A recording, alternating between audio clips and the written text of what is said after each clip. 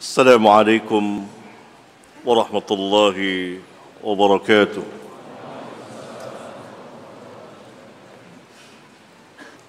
إن الحمد لله نحمده ونستعينه ونستغفره ونعوذ بالله من شرور أنفسنا ومن سيئات أعمالنا. من يهده الله فلا مضل له ومن يضلل فلا هادي له، وأشهد أن لا إله إلا الله وحده لا شريك له، وأشهد أن محمدًا عبده ورسوله. أما بعد،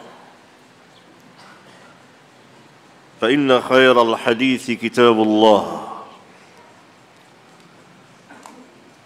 وخير الحدي حدي محمد صلى الله عليه وعلى آله وسلم، وشر الأمور محدثاتها، وكل محدثات بدعة، وكل بدعة ضلالة، وكل ضلالة في النار.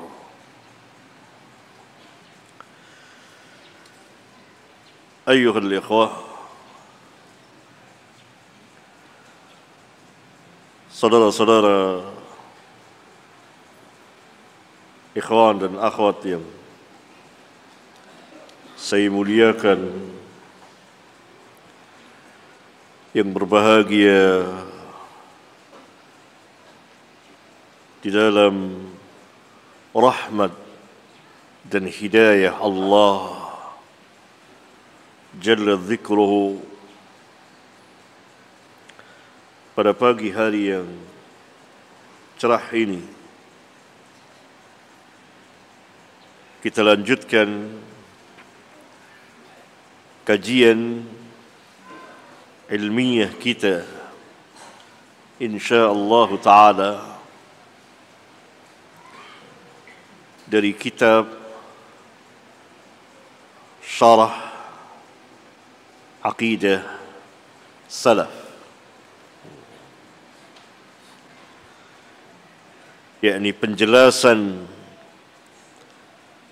dari keyakinan-keyakinan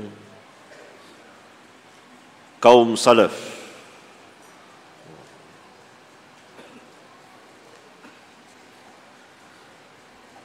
Dan kita akan memasuki bab yang ketiga dengan judul Iman kepada kitab-kitab, yakni kitab-kitab Allah.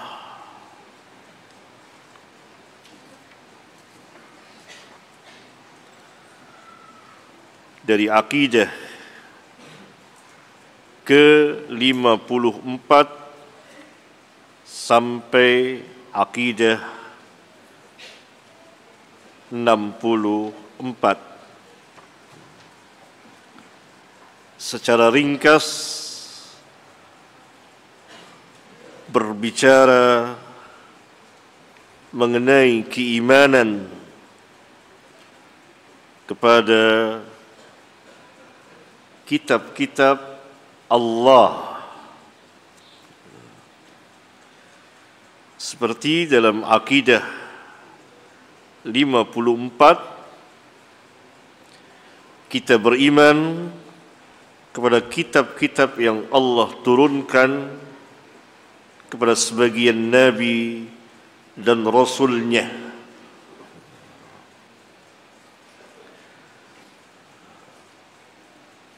Pertama, kepada kitab Taurat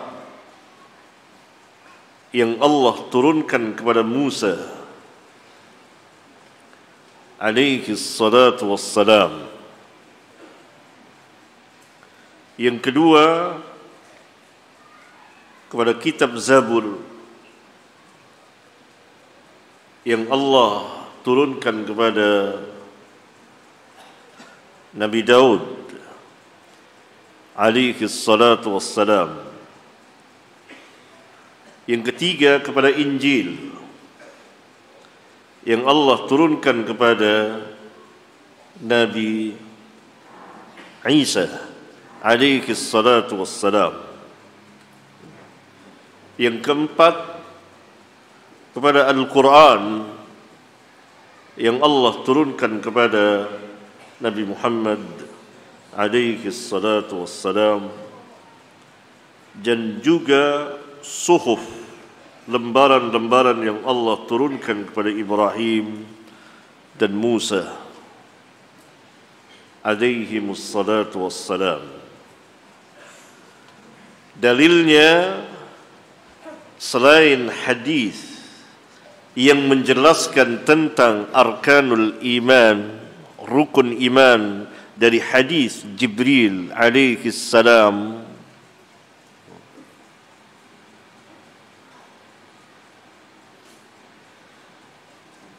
dari pertanyaan Jibril kepada Nabi sallallahu alaihi wasallam tentang al-iman, kemudian dijawab oleh Rasulullah sallallahu alaihi wasallam sebagaimana telah kita bahas hadisnya.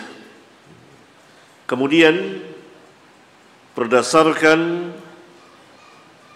dari ayat-ayat Al-Quran yang begitu banyak yang memerintahkan kepada kita untuk mengimani kitab-kitab yang Allah turunkan kepada sebagian nabinya.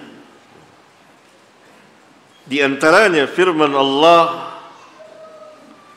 dalam surat Al-Baqarah ayat 177.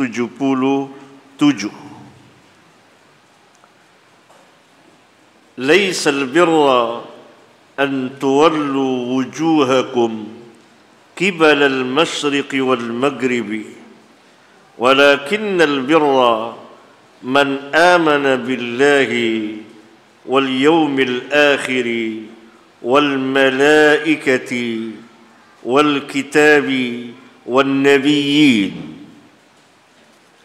Asyahid yang menjadi dalil di ayat yang mulia ini adalah keimanan kepada wal kitab, kitab-kitab Allah. Ayat ini pernah saya jelaskan pada pertemuan sebelumnya. Kemudian ayat yang lain dalam surat An-Nisa ayat 136. Ya ayyuhalladzina amanu aminu. Hai orang-orang yang beriman, berimanlah. Allah tabaraka wa ta'ala memerintahkan kepada orang-orang yang beriman untuk beriman. Apa maknanya? Pertama, tetap berada terus-menerus di dalam keimanan.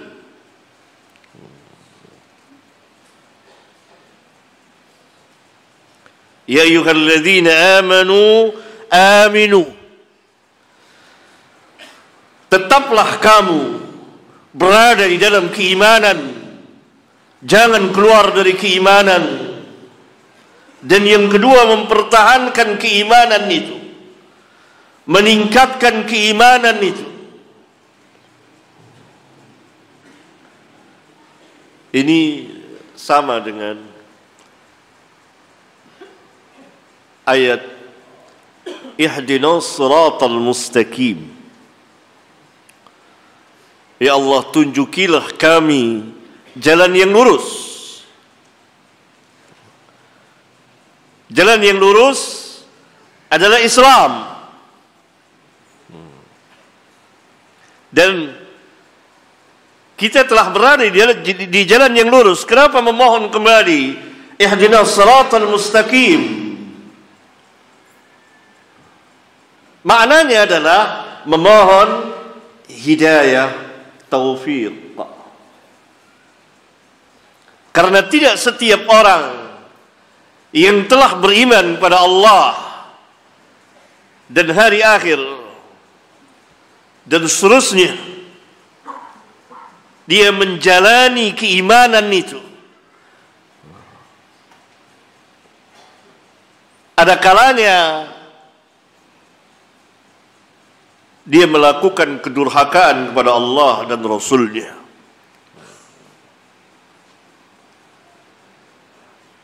Orang yang telah masuk Islam berarti dia telah masuk ke dalam hidayah, tapi hidayah yang mujmal, secara garis besar, yang diperlukan oleh setiap muslim dan muslimah adalah hidayah yang mufassal, yang diperinci, hidayatut taufiq. Ini yang dimohon dan diminta oleh setiap muslim dan muslimah setiap hari di dalam salat-salat mereka, khususnya salat maktubah, salat yang wajib. Ihdinas siratal mustaqim. Makna hidayah mufassal, hidayah taufiq, yakni menjalani keimanan itu, memanfaatkan hidayah itu, berjalan di atas hidayah Rabb mereka, mengerjakan apa yang Allah perintah dan menjauhi apa yang Allah larang. Itu yang kita mohon. Demikian juga firman Allah di dalam ayat yang mulia ini. Ya ayyuhalladzina amanu aminu. Hai orang-orang yang beriman, berimanlah kamu. Yakni tetaplah kamu berada di dalam keimanan dengan memperkuat keimanan kamu, mempertahankan keimanan kamu, mengerjakan apa yang menjadi keimanan kamu. Karena iman itu amal, dan amal itu adalah bagian dari keimanan. Sebagaimana pernah kita bahas di bab pertama dari kitab ini. Ya ayyuhalladzina amanu aminu billahi wa rasulihi wal kitabil ladzi nazzala ala rasulihi wal kitabil ladzi anzala min qabl wa may yakfur billahi wa malaikatihi wa kutubihi wa rusulihi wal yawmil akhir faqad dhalla dhalalan ba'ida. Hai orang-orang yang beriman, berimanlah kamu, terus meneruslah kamu di dalam keimanan, dan tetaplah kamu di dalam keimanan kepada siapa? Pertama kepada Allah, yang kedua kepada Rasulnya Muhammad sallallahu alaihi wasallam, yang ketiga wal kitab, dan kepada Alkitab, Al-Quran, alladzi nazzala ala rasulihi, yang Allah turunkan kepada Rasulnya Muhammad sallallahu alaihi wasallam, wal kitabil ladzi anzala min qabl, dan kepada kitab-kitab, disebut, ditulis mufrad tapi maknanya jamak. Kitab bukan kutub, kitab tapi maknanya jamak. Dan kepada kitab-kitab yang Allah turunkan sebelum Al-Quran. Ada kitab Taurah, Zabur, Injil. Wajib kita imani. Kalau kita ingkari salah satunya, maka kita kafir kepada kitab Allah. Karena itu Allah katakan, wa may yakfur billah, barang siapa yang kufur kepada Allah, wa malaikatihi, dan para malaikatnya, wa kutubihi, dan kitab-kitabnya semuanya, Taurah, Zabur, Injil, Al-Quran, atau kepada salah satunya, wa rusulihi, dan kepada para rasulnya, semuanya. Wal yaumil akhir, dan pada hari akhir. Faqad dhalla dhalalan ba'ida, maka sesungguhnya dia telah tersesat dengan kesesatan yang sangat jauh. Karena keimanan tidak boleh dipilah-pilih. Keimanan kepada kitab-kitab harus secara keseluruhannya kita mengimaninya. Tidak boleh sebagian diimani, sebagian diingkari. Demikian juga kepada para nabi dan rasul. Ayat yang lain dalam surat Al-Baqarah ayat 4, walladzina yu'minuna bima unzila ilayka wama unzila min qablika wabil akhirati hum yuqinun.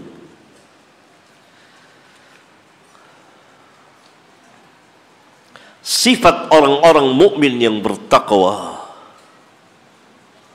alladzina yu'minuna bil ghaib, dan seterusnya. Walladzina yu'minuna bima unzila ilaika, orang-orang yang beriman kepada apa yang diturunkan kepadamu, yakni kepada Al-Quran yang diturunkan kepadamu.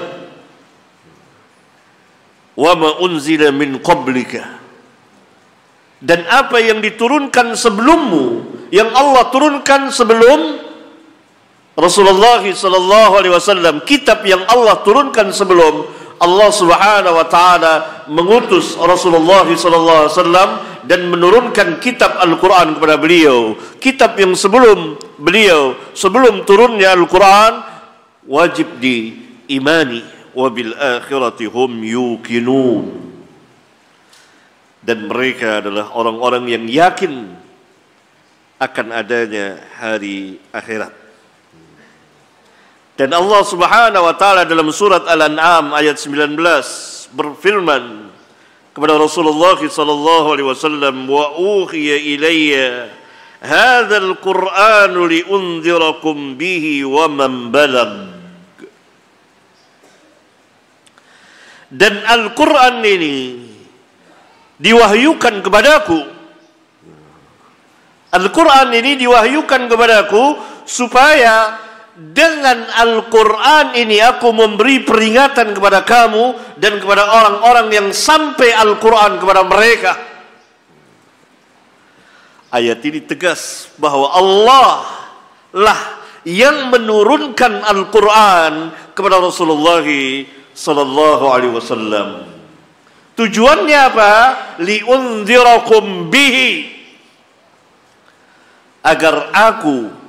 agar supaya aku memberi peringatan kepada kamu dengan Al-Quran. Waman balag, dan juga kepada orang yang sampai Al-Quran ini kepadanya.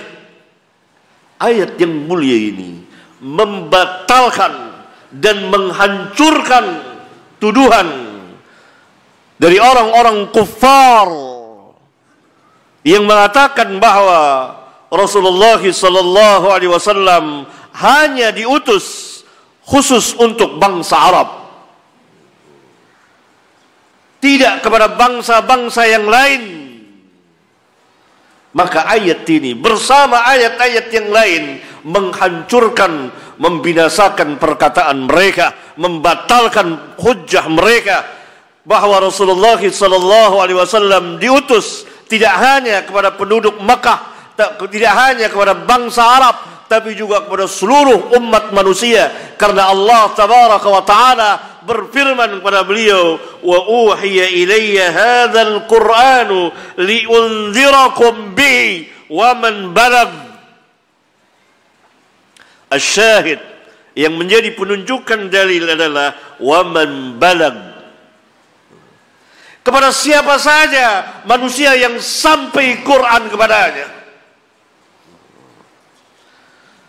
Berarti beliau diutus untuk seluruh umat manusia. Dan Al-Quran yang Allah turunkan kepada beliau, yang beliau memperingati manusia dengan Al-Quran, dan kepada siapa saja manusia yang sampai Al-Quran kepadanya.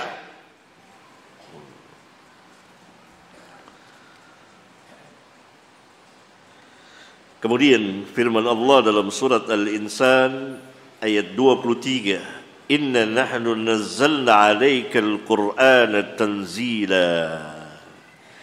Sesungguhnya kami yang menurunkan Al-Quran kepadamu.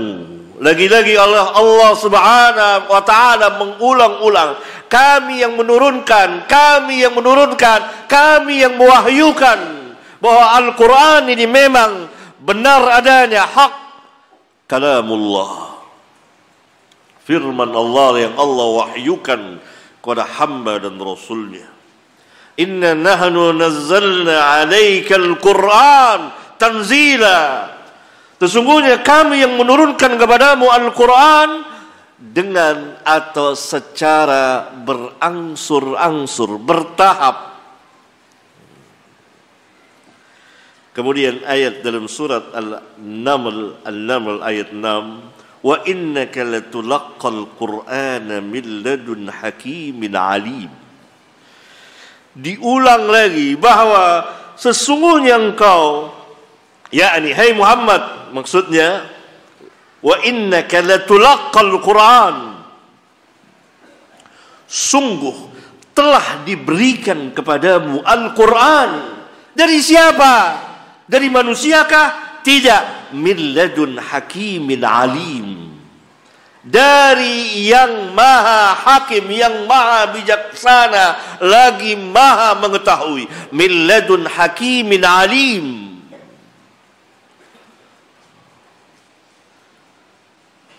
Kemudian dalam surat Yasin ayat 67 dan 70, wa ma 'allamnahu asy-syi'ra wa ma yanbaghi lahu. Dan kami tidak mengajarkan syair kepadanya. Al-Quran ini bukan syair, bukan perkataan kahin, dukun, bukan perkataan tukang sihir. Tapi Al-Quran ini adalah wahyu dari Allah, peringatan untuk seluruh umat manusia. Wa ma 'allamnahu asy-syi'ra wa ma yanbaghi lahu.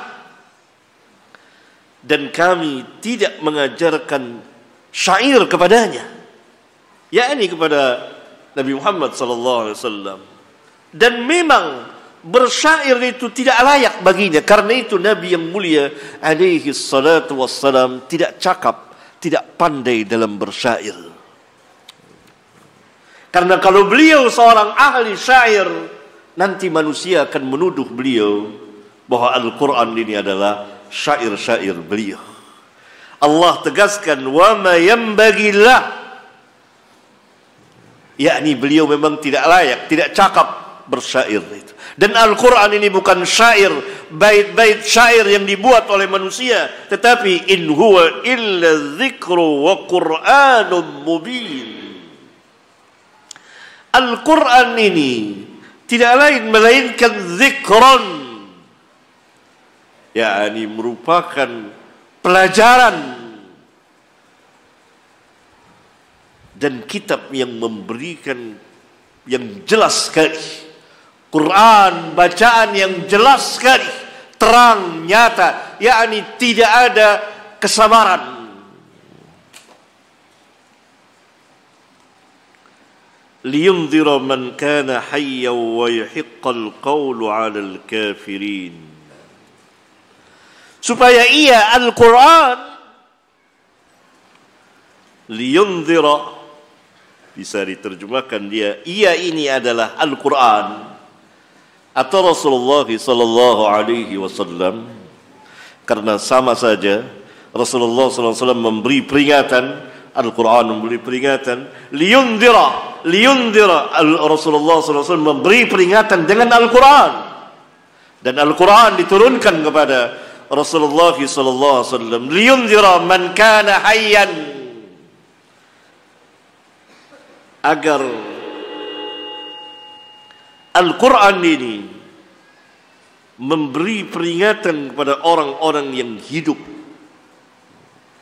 Al-Quran peringatan untuk orang-orang yang hidup, bukan untuk orang-orang yang telah mati. Ayat ini termaktub tertulis di dalam surat Yasin. Biasanya orang-orang membacakan surat Yasin kepada orang-orang yang telah mati. Padahal dalam surat Yasin itu terdapat ayat yang mulia ini, yang menunjukkan kita belum banyak paham, belum banyak tahu tentang Al-Quran, isi dari Al-Quran. Liyunzira man kana hayyan wa yahiqqal qawlu 'alal kafirin.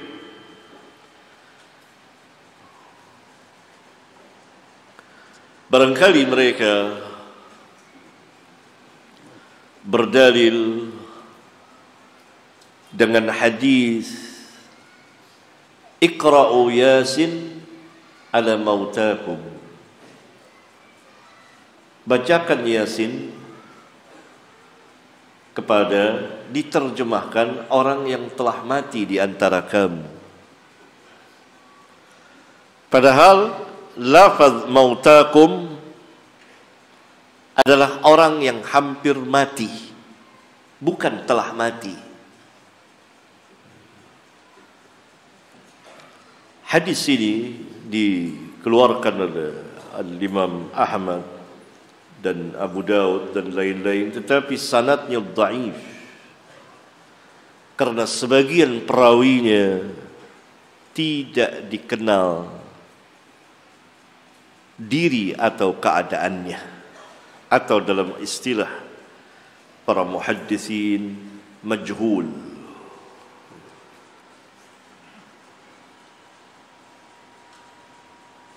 Dan terjemahannya juga salah. Mautakum adalah yang hampir mati. Dalam hadis sahih yang dikeluarkan oleh Al-Imam Muslim di kitab sahihnya, Rasulullah sallallahu alaihi wasallam perintahkan, yakni anjurkan untuk mentalqin, mengajarkan kalimat thayyibah la ilaha illallah kepada orang yang hampir mati. Lafaznya sama, mautakum, lakinu mautakum la ilaha illallah. Talqinkan, maknanya ajarkanlah oleh kamu. Apa kita akan mengajarkan kalau diterjemahkan mautakum orang yang mati? Tidak mungkin. Orang yang mati kita ajarkan lagi.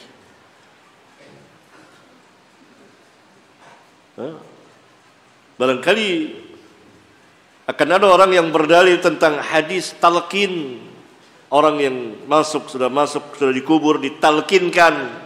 Ini hadis dhaif, batil.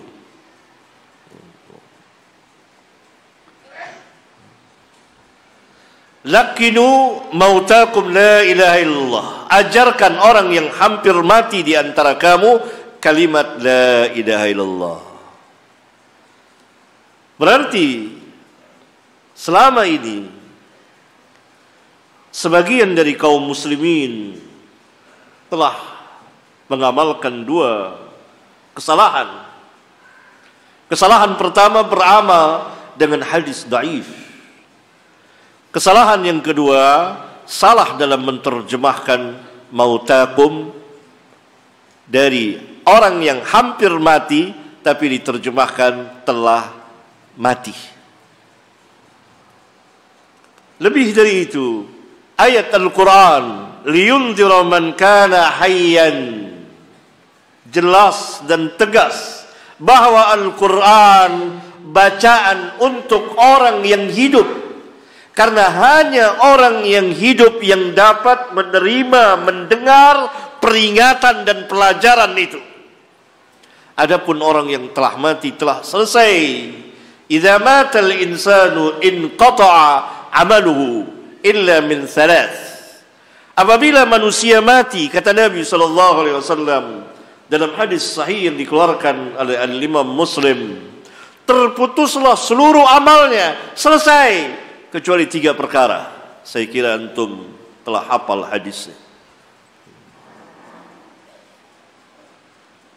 Oleh karena itu tidak ada sepanjang kehidupan Nabi yang mulia alaihi salatu wassalam pernah membacakan Quran untuk orang yang telah mati atau mengirim bacaan Al-Quran, Al-Fatihah dan lain sebagainya untuk orang yang telah mati. Enggak ada sepanjang kehidupan Nabi yang mulia. Enggak ada hadisnya. Kalau ada hadisnya tentu telah dikerjakan oleh khususnya para ulama. Tidak ada juga sepanjang kehidupan para sahabat ridwanullah alaihim jami'an yang membacakan Al-Quran atau mengirim bacaan pahala Al-Quran untuk orang-orang yang telah mati dengan sanad yang sahih tentunya, bukan dari riwayat-riwayat yang palsu, bukan, atau yang dhaifah, bukan. Harus riwayatnya sahihah. Tidak pernah ada dari seorang pun sahabat. Kalau dikatakan ya ada pendapat, itu pendapat tidak turun dari langit. Yang turun dari langit ini liyunzira man kana hayyan.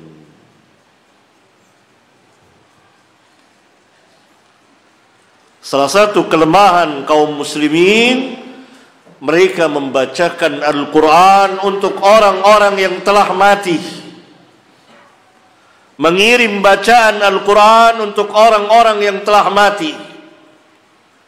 Harusnya mereka memperingati manusia, membacakan Al-Quran kepada orang-orang yang hidup, agar hiduplah hati-hati mereka.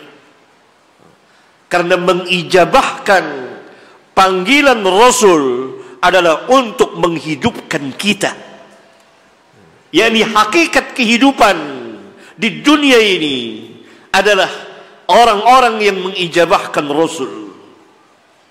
Ya ayyuhalladzina amanu istajibu lillahi walirrasuli idza da'akum lima yuhyikum, dalam surat Al-Anfal. Hai orang-orang yang beriman, ijabahkanlah, perkenankanlah, kabulkanlah bagi Allah dan bagi Rasul apabila Rasul memanggil kamu. Untuk apa? Lima yuhyikum, untuk menghidupkan kamu. Padahal kita ini hidup. Maksudnya ada apa? Kehidupan yang hakiki di dunia ini.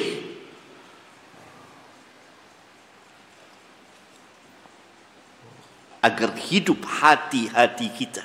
Lima yuhyikum. Maka membaca Al-Quran, mentadaburkan Al-Quran, memperingati manusia dengan Al-Quran agar hidup. Kan berulang kali Al-Quran, li'unzirakum bihi wa man balag, agar aku memberi peringatan kepada kamu dengan Al-Quran ini dan kepada orang yang sampai Al-Quran ini kepadanya.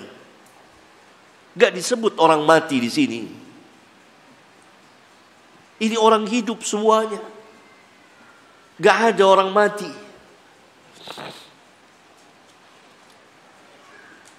Kalau sekarang saya membacakan ayat-ayat Al-Quran, insya Allah kita berharap pada Rabbul Alamin bermanfaat bagi kita. Akan hidup hati kita. Dan Al-Quran nur, cahaya dan hidayah. Khususnya bagi orang-orang yang bertakwa. Hudan lil muttaqin. Kemudian ayat dalam surat Ar-Rahman ayat 1 dan 2. Ar-Rahman 'allamal Qur'an. Kemudian dalam surat Yunus ayat 37 dan 38. Allah Subhanahu wa taala berfirman, "Wa ma kana hadzal Qur'anu ay yuftara min dunillah." Al-Quran ini tidak dibuat oleh selain Allah, tidak diada-adakan, tidak mungkin. Karena Al-Quran ini min indillah, dari sisi Allah. Al-Quran ini bukan buatan manusia, tidak diada-adakan, tidak. Al-Quran min indillah, walakin tasdiqal ladzi baina yadayhi wa tafsilal kitab la raiba fihi min rabbil alamin. Akan tetapi Al-Quran ini membenarkan tasdik kitab-kitab yang sebelum Al-Quran, dan juga wa tafsilal kitab, dan diperinci, dijelaskan hukum-hukumnya dalam Alkitab, la raiba fihi, yang tidak ada satupun keraguan di dalamnya, min rabbil alamin, dari Rabbul alamin. Lihat kekuatan hujjah di dalam ayat yang mulia ini. Pertama, bahwa Al-Quran tidak dibuat, tidak diada-adakan. Maksudnya adalah ia min indillah, dari sisi Allah. Yang kedua, Al-Quran tasdiqan ladzi baina yadayhi, membenarkan kitab-kitab yang turun sebelum Al-Quran, yakni tidak terjadi kontradiksi antara Al-Quran dan Taurat, Injil dan Zabur. Tidak ada, saling membenarkan. Bahkan Al-Quran dengan tegas Allah katakan, walakin tasdiqan ladzi baina yadayhi. Ini sebagai bantahan terhadap ahlul kitab, khususnya yang mengatakan bahwa Taurat membantah Al-Quran. Tidak benar. Justru Al-Quran membenarkan Taurat, dan Taurat membenarkan Al-Quran. Itu yang kedua. Yang ketiga, wa tafsilal kitab. Tidak hanya turun saja begitu, tapi di dalam Al-Quran penuh dengan hujjah. Allah memperinci, menjelaskan tentang ahkam, hukum-hukumnya. Ayat ini sama dengan ayat firman Allah dalam surat Al-Baqarah, "Syahrul Ramadan alladzi unzila fihi al-Qur'an hudan lin-nas wa bayyinatin minal huda wal furqan." Bulan Ramadan diturunkan Al-Quran, hidayah, petunjuk bagi umat manusia. Kemudian wa bayyinatin minal huda. Perhatikan, wa bayyinat minal huda. Apa maknanya? Para mufassirin mengatakan hujajun, penuh dengan hujjah, penuh dengan alasan, penuh dengan bukti-bukti kebenarannya. Sama seperti ini. Wa tafsilal kitab. Di dalam Al-Quran itu dijelaskan, diperinci ahkamnya, hukum-hukumnya. Dan itu yang ketiga. Yang keempat, la raiba fihi, meniadakan sama sekali segala jenis dan bentuk keraguan yang membuat manusia ragu. Karena itu sampai hari ini, 15 abad telah berlalu, tidak ada seorang pun, dan memang tidak mungkin ada seorang pun manusia yang sanggup membantah kebenaran Al-Quran, kecuali dengan kedurhakaan mereka, dengan melemparkan tuduhan-tuduhan, dengan kebohongan-kebohongan dan kesombongan mereka. Tidak pernah ada, dan memang tidak mungkin ada. Karena itu Rabbuna Jalla wa'ala mereka berfirman, am yakuluna iftara, apakah mereka mengatakan bahwa Al-Quran ini telah dibuat oleh Muhammad? Am yakuluna iftarahu, domirhu itu kembali kepada Rasulullah SAW. Apakah mereka akan mengatakan bahwa Al-Quran ini dibuat oleh Muhammad? Kalau begitu, fa'tu bisuratim mithlih. Ditantang sejak 15 abad yang lalu. Kalau kamu tidak beriman kepada Al-Quran, kamu masih meragukan Al-Quran, padahal Al-Quran la raiba fihi, tentang kebenarannya, bahwa ia Al-Quran min indillah, la raiba fihi, tentang kebenaran risalah dan nubuah Rasulullah sallallahu alaihi wa ala alihi wasallam. La raiba fihi, bahwa seluruh isi Al-Quran hak benar adanya, tidak pernah dimasuki satu pun keraguan. Ini Al-Quran, alangkah besarnya Al-Quran. Allah Jalla Dzikruhu bukan menantang orang-orang ajam, tapi orang-orang asli Arab yang Al-Quran turun dalam bahasa Arab. Dan pada waktu itu mereka bahasa Arab sedang jaya dan tinggi sekali, di mana-mana orang bersyair di mimbar-mimbar mereka, tapi mereka tidak sanggup membuat satu surat saja yang seperti Al-Quran. Kalau orang Arab yang dahulu saja tidak mampu dan tidak sanggup, dan mereka mengakui bahwa ini adalah bukan, tapi kesombongan mereka, padahal mereka tahu. Bagaimana dengan orang-orang Arab yang sesudahnya sampai hari ini, yang ilmu bahasanya tidak seperti orang-orang yang dahulu? Bagaimana pula dengan orang-orang asing, orang-orang ajam? Tentu lebih tidak mampu lagi. Fa'tu bisuratim mislih. Buatlah sebuah surat yang semisal Al-Quran, persis sama dengan Al-Quran, mithl. Wad'u man istata'tum min dunillah. Ajak siapa saja yang kamu mampu untuk mengajaknya, tentunya selain Allah. In kuntum sadiqin, jika memang apa yang kamu katakan itu benar, tidak ada salah. Ini firman Allah, tidak mungkin manusia sanggup. Ketinggian Al-Quran dari segala jurusannya, ketinggian Al-Quran dari jurusan lugahnya, bahasanya, ketinggian Al-Quran dari jurusan perintah dan larangannya, dan seterusnya, dari kemukjizatan Al-Quran. Ketinggian Al-Quran dari khabar, berita-beritanya, dari kisah-kisahnya, dan seterusnya. Tidak ada seorang pun manusia yang sanggup membuat yang seperti Al-Quran.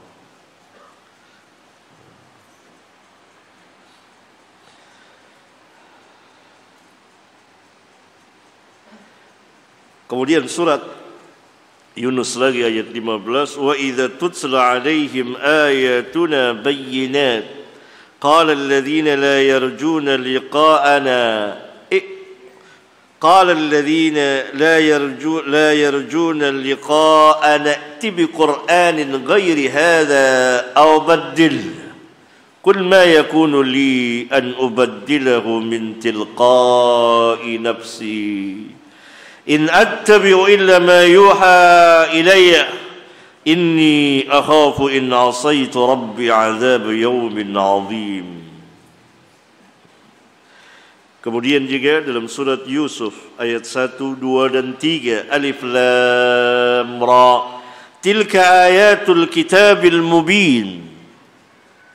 Ini Allah katakan tilka ayatul kitabil mubin. Ini ayat-ayat dari kitab yang nyata, diulang-ulang, mubin. Maksudnya tidak ada kesamaran tentang kebenarannya, jelas dan nyata, terang kebenaran itu, dan tidak ada kepalsuannya. dan ia tidak dipalsukan. Mubin. Tilka ayatul kitabil mubin. Inna anzalnahu Qur'anan Arabiyyan la'allakum ta'qilun. Sesungguhnya kami turunkan ia, Al-Quran ini, dalam bahasa Arab agar kamu dapat memahaminya, menjelaskan tentang keutamaan dan ketinggian serta kemuliaan lughatul Arab. Nahnu naqussu 'alaika ahsanal qasas bima awhayna ilaika hadzal Qur'an. Kami akan menceritakan kepadamu, hai Muhammad, sebaik-baik kisah apa yang kami wahyukan kepadamu, yakni Al-Quran ini. Wa in kunta min qablihi laminal ghafilin. Walaupun sebelumnya engkau termasuk orang-orang yang tidak mengetahui. Yakni Rasulullah SAW tidak tahu apa-apa kecuali wahyu dari Allah. Ini kemukjizatan Al-Quran. Dalam pertama dijelaskan bahwa Al-Quran jelas, nyata, terang. Tidak ada kesamaran sedikit pun juga. Ia menjelaskan segala kebenaran yang ada. Tidak pernah dipalsukan orang. Tidak dimasuki oleh perkataan yang lain. Yang kedua, Al-Quran dari bahasa Arab. Tujuannya adalah la'allakum ta'qilun. Yang ketiga, kemukjizatan Al-Quran dalam qasas, kisah-kisah, cerita perjalanan para nabi dan rasul dijelaskan secara jelas. Ini untuk menjelaskan bahwa kitab Taurat khususnya yang menjelaskan kisah para nabi dan rasul telah dirubah sebagian besarnya oleh para ulama Yahudi.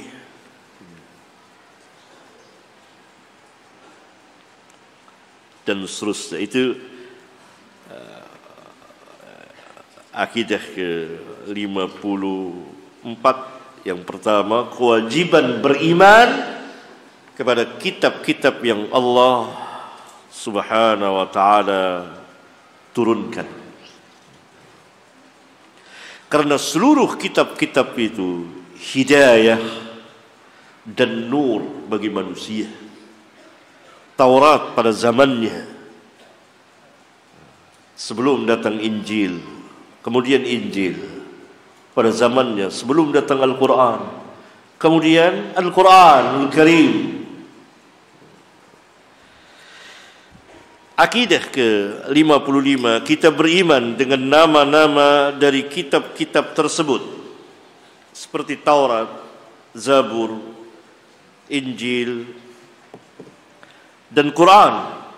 Sedangkan Al-Quran mempunyai beberapa nama, di antaranya 4 buah nama yang menjadi dasar, yaitu Al-Quran, yang kedua Al-Furqan, dan yang ketiga Al-Kitab, dan yang keempat Az-Zikru.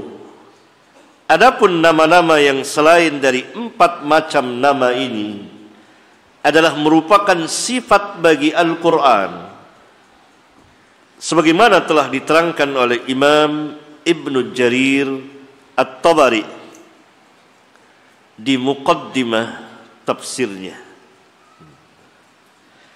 Kemudian firman Allah dalam surat Al-Maidah ayat 44, Inna anzalna at-taurata fiha hudaw wan nur. Sesungguhnya kami telah menurunkan kitab Taurat yang di dalamnya terdapat hidayah dan cahaya yang menerangi.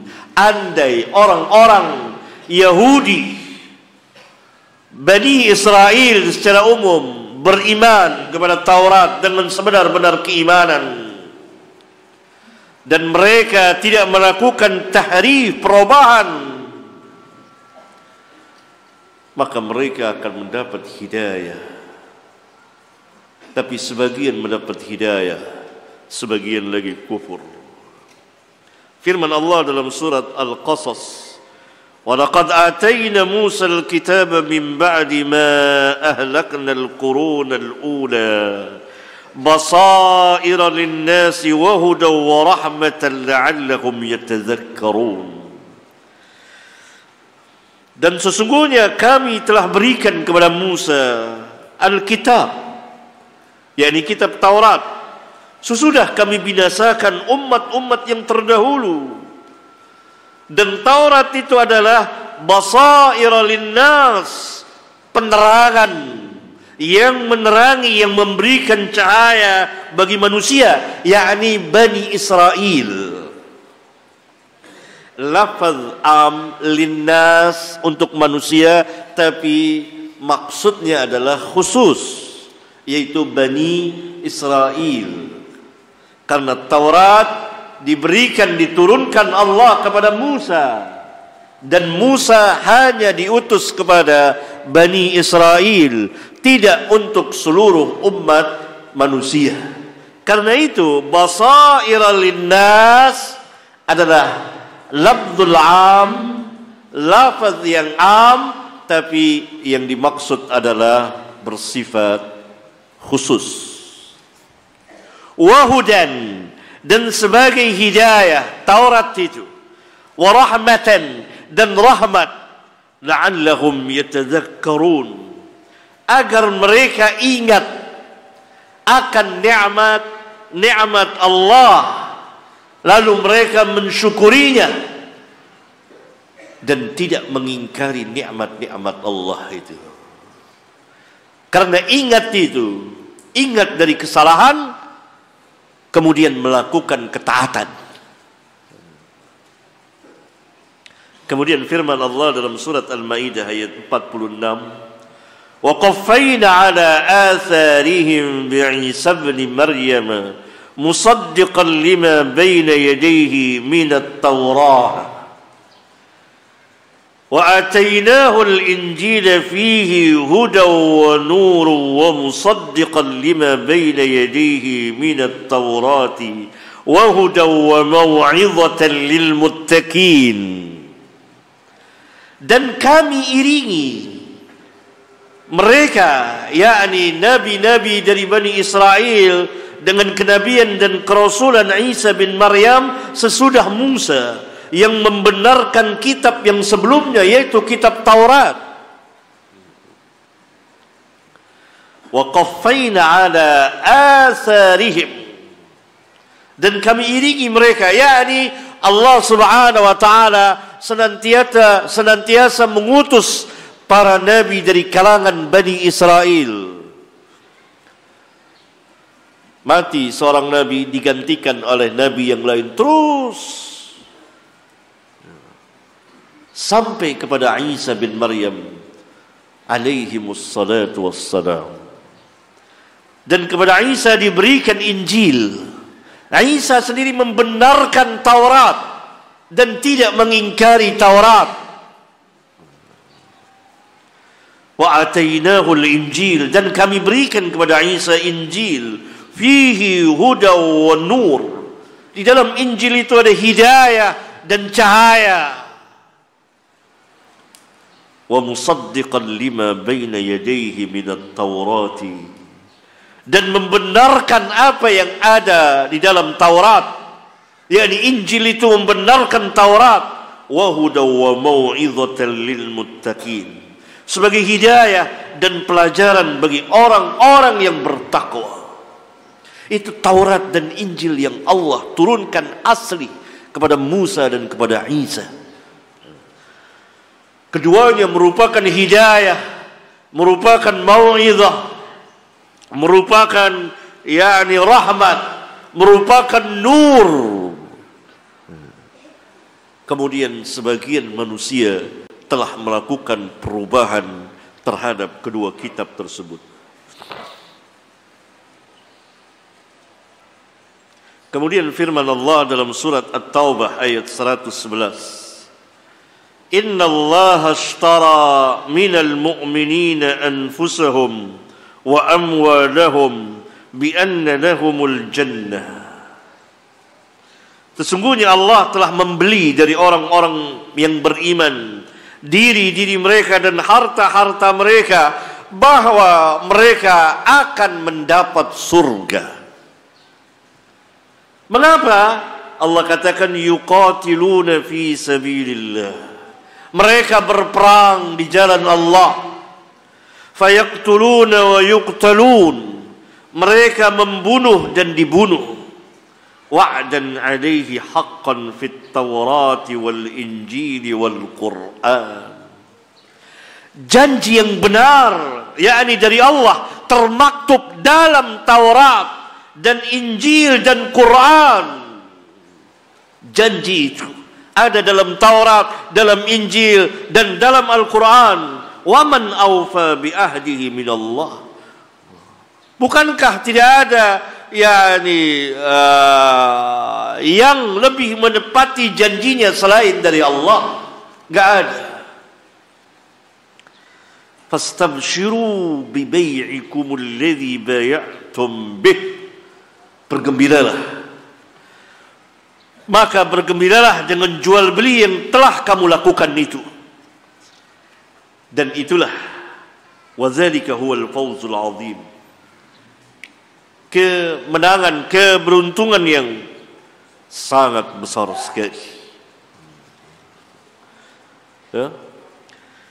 Menunjukkan bahwa di dalam Taurat telah termaktub apa yang Allah Subhanahu wa taala firmankan. Di Taurat, di Injil, Quran. Kemudian ayat dalam surat An-Nisa ayat 163. Inna awhayna ilaika kama awhayna ila Nuhi wan nabiyyin min ba'di. Ayat yang mulia ini sebagai hujjah bahwa Nabi kita Muhammad sallallahu alaihi wasallam benar adanya seorang nabi dan rasul. Dan ini hujjah naqliyah dan akliyah. Mereka ahlul kitab telah mengimani nabi-nabi yang sebelum Nabi Muhammad sallallahu alaihi wasallam.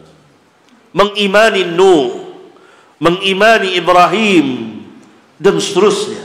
Tetapi kenapa mereka tidak mengimani Nabi Muhammad alaihi wassalatu wassalam? Padahal apa kata Allah? Inna awhayna ilaika kama awhayna ila Nuhi wan nabiyyin min ba'di.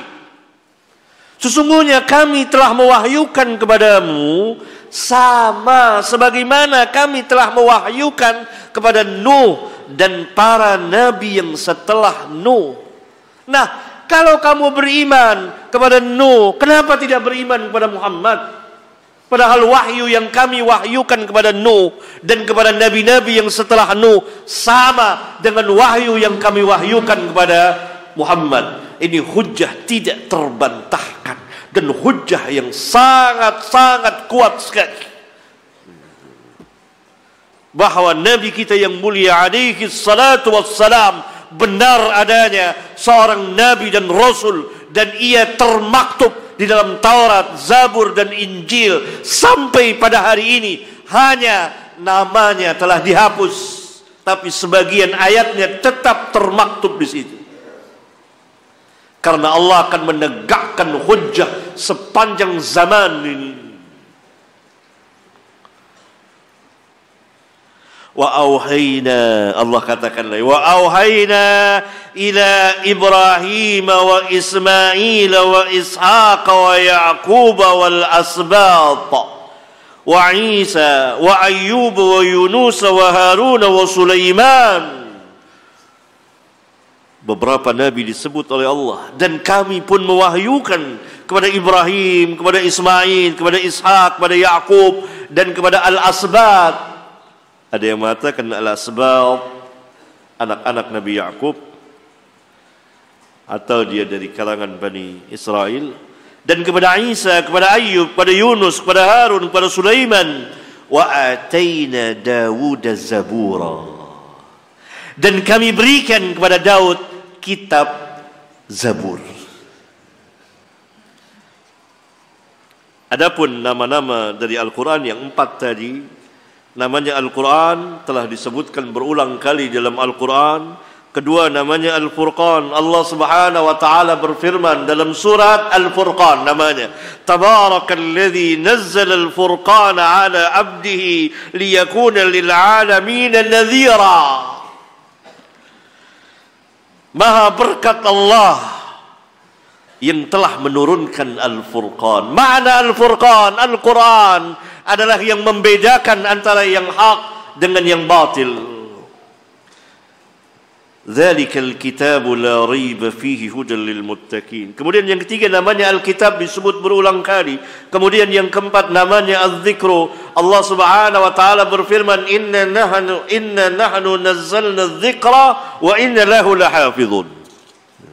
Sesungguhnya kami lah yang menurunkan Az-Dzikra. Az-Dzikra Al-Quran. Dan sesungguhnya kami pula lah yang menjaganya.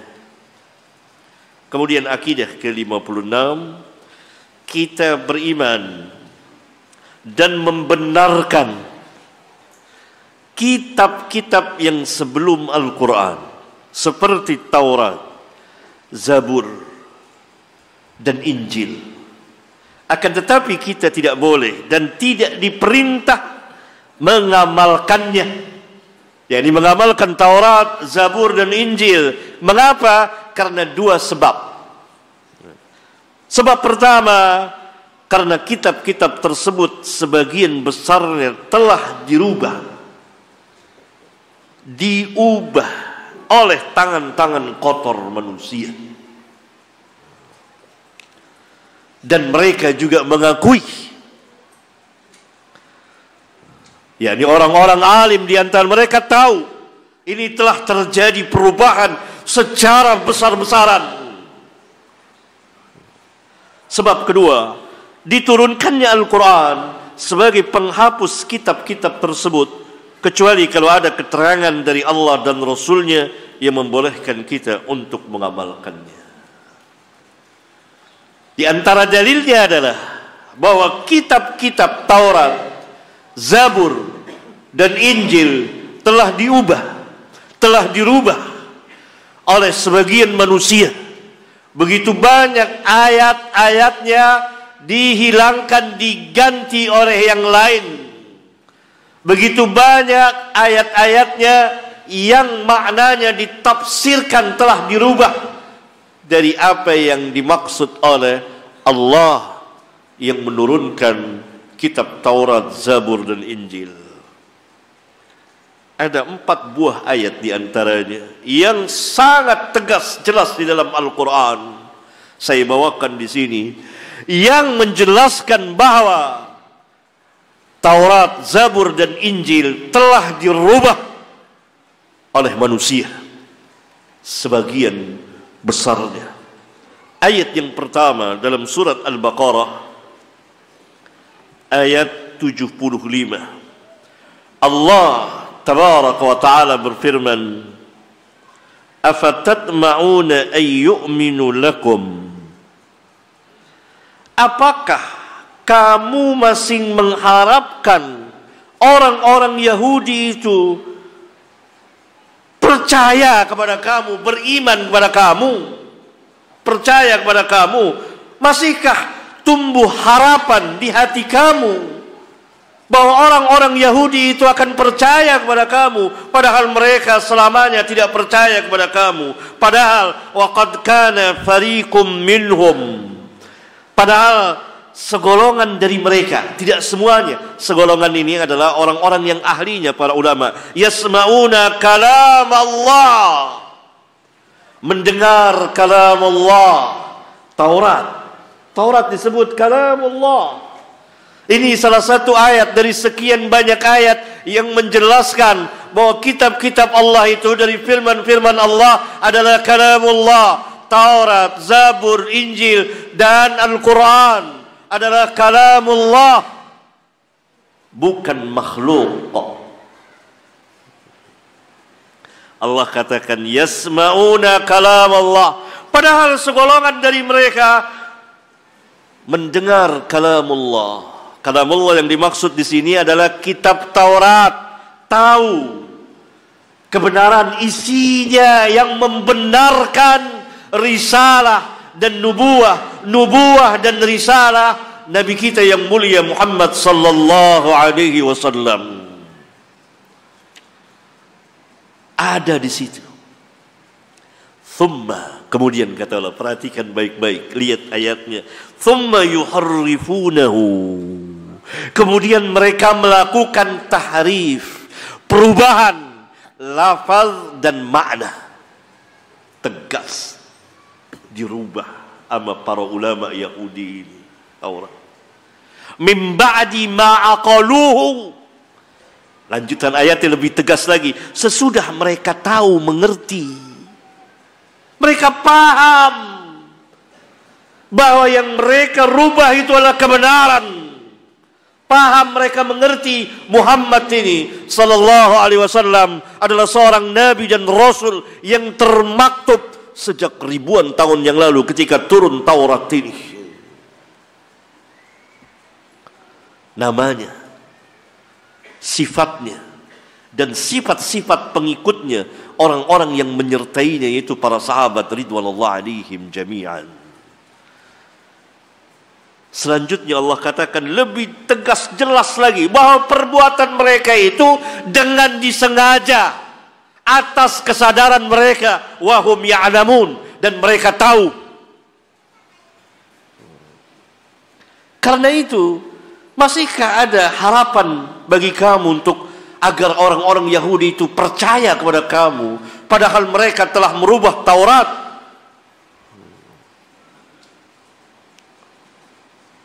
Segolongan dari mereka,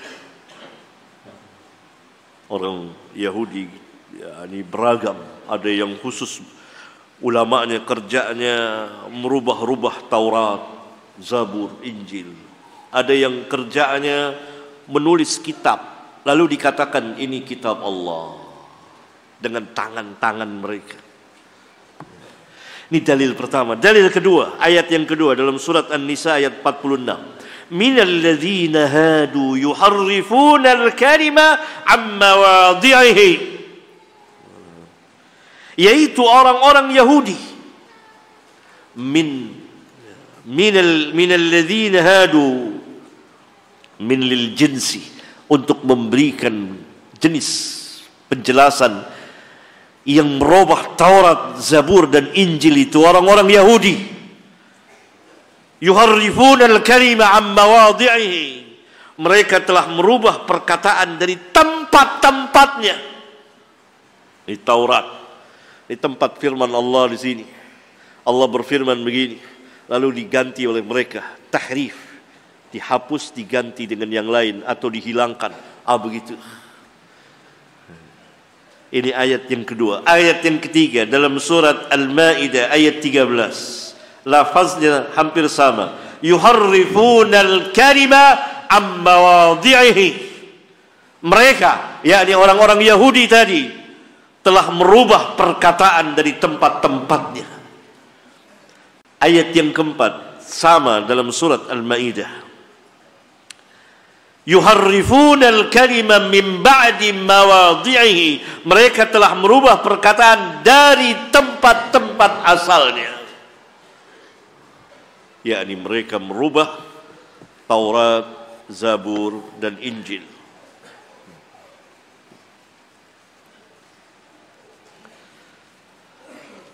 Karena itu kita tidak boleh mengamalkan Taurat, Zabur dan Injil. Tidak boleh juga kita mempelajarinya, membacanya dan mempelajarinya, kecuali oleh orang-orang khusus dari orang-orang alim di antara kita untuk menegakkan hujjah pada mereka. Maka tidak boleh antum langsung belajar kristologi, belajar ini sebelum antum belajar Islam, mengerti tentang akidah Islam, mengerti tentang tauhid. Pemuda-pemuda harus lebih dahulu mempelajari Islam. Hanya orang-orang alim, para ulama, untuk menegakkan hujjah kepada mereka. Bacaan kaum muslimin adalah Al-Quran. Al-Quran Al-Quran. Kemudian akidah ke-57, kita beriman kepada Al-Quran dan memahaminya dengan pemahaman yang benar, bukan dengan pemahaman yang sesat. Setiap firqah sesat di dalam Islam dalilnya Al-Quran, tapi pemahamannya sesat. Karena Al-Quran hanya sampai di bibir, tidak melalui tenggorokan mereka, apalagi masuk di hati.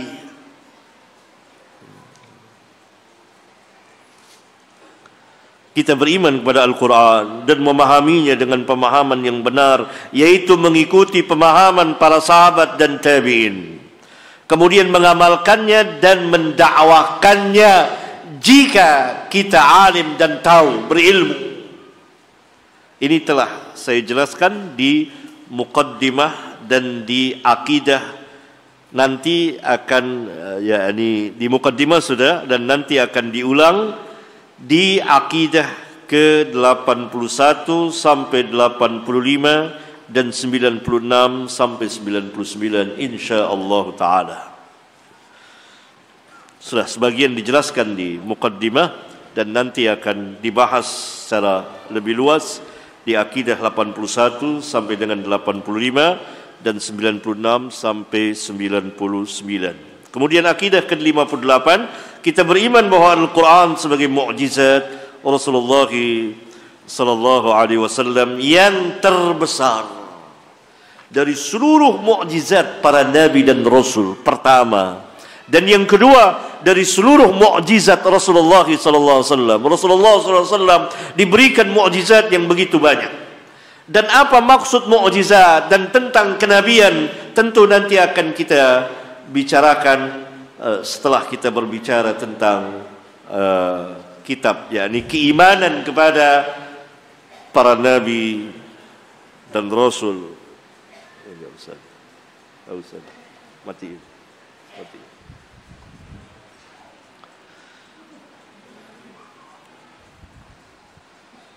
Matiin aja. Kalau enggak kesanain aja, kesanain.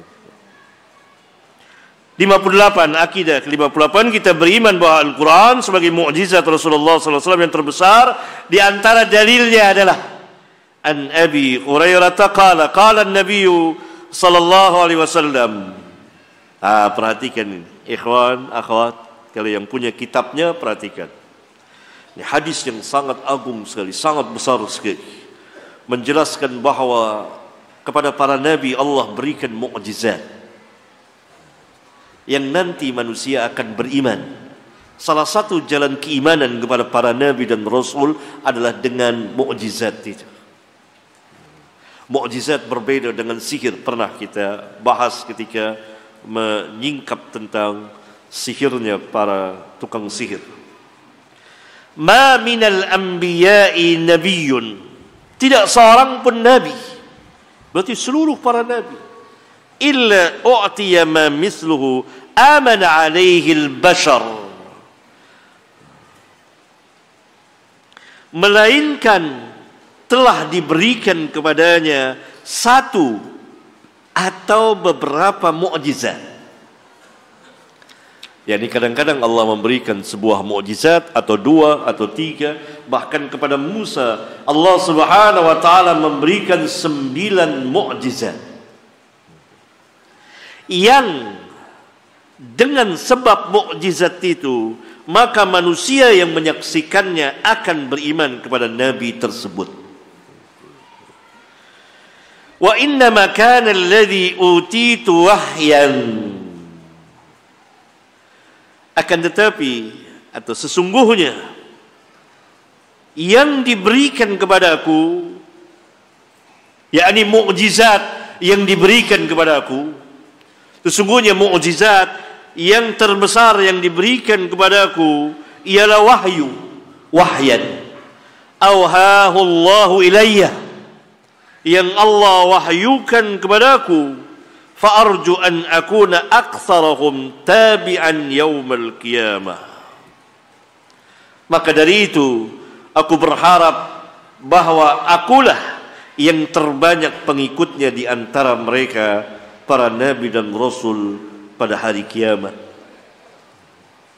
Penjelasan saya cukup panjang bahwa Al-Quran di antaranya Al-Quran mu'jizat ilmiah atau basirah ilmu yang di dalamnya penuh dengan hujjah dan dalil, baik secara nakliyah maupun akliyah.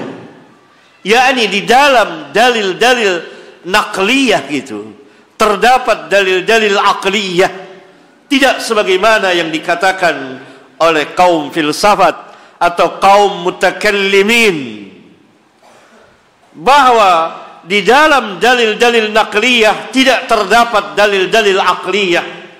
Ini perkataan yang batil. Bahkan sebaliknya, di dalam dalil-dalil Al-Quran, ayat-ayat Al-Quran, di dalamnya terdapat dalil-dalil nakliyah, akliyah. Karena ia akan berjalan bersama dan tidak mungkin terjadi kontradiksi, perlawanan antara dalil nakliyah dan akliyah.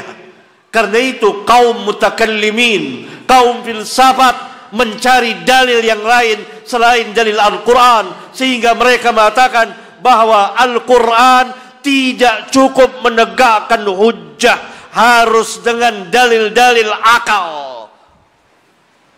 Ini adalah perkataan yang sangat batil, dan saya telah menjelaskan kebatilannya di awal-awal saya membahas kitab ini di bagian muqaddimah. Dan panjang saya menjelaskan, antum bisa membacanya. Kemudian akidah ke-59, kita beriman bahwa Al-Quran adalah kalamullah. Ia bukanlah makhluk, sebagaimana yang telah dipahami dengan pemahaman yang sangat sesat dan menyesatkan oleh firqah-firqah sesat seperti Mu'tazilah dan Jahmiyah dan orang-orang yang mengikuti kesesatan mereka. Ini telah kita bahas di akidah ke-28. Kemudian akidah yang ke-60, kita beriman bahwa seluruh isi Al-Quran adalah hak benar adanya. Perhatikan firman Allah yang menjelaskan kebenaran Al-Quran, turunnya dengan benar, yang menurunkan Allah, dibawa oleh Jibril, dimasukkan ke dalam hati Rasulullah sallallahu alaihi wasallam, bukan diturunkan oleh syaitan, dan isinya benar.